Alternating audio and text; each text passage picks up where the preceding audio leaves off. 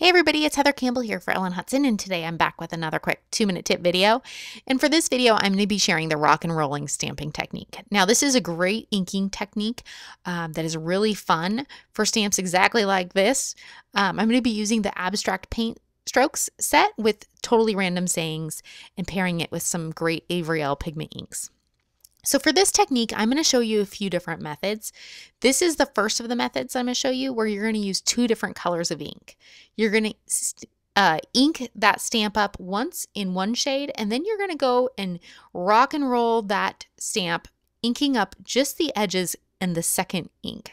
So I'm going to do this one more time where I'm going to stamp it fully, get it all inked up, and then I'm going to go directly over to that second shade and just rock and roll that stamp around and bring it over to my paper. And there you can see when I'm all done how you get that variation in color that looks really cool. So the next method for accomplishing this technique is involves stamping off. So I'm going to go ahead and ink my stamps up once, and then I'm going to stamp it off.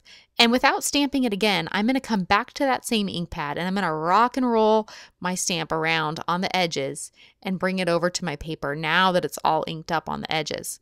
There you can see how I get that variation in color and the differences, accomplishing the same technique with only one ink pad.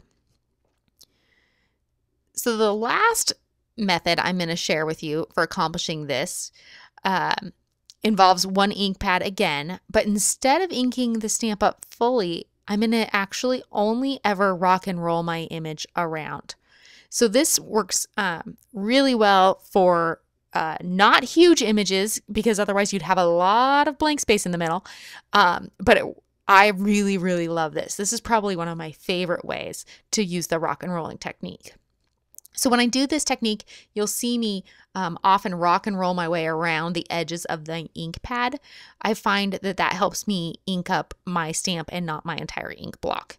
And those of you who have tried this technique before know exactly what I'm talking about. So anyways, I'm just going to go ahead and finish this card off here using the two-tone process, and I'm going to add some sentiments. I love these sentiments from the Totally Random Sayings.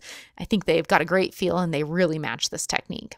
So there you have it. I hope you're as excited about this technique as I am, and if you haven't tried it, willing to try something new. Thank you so much for watching. Bye!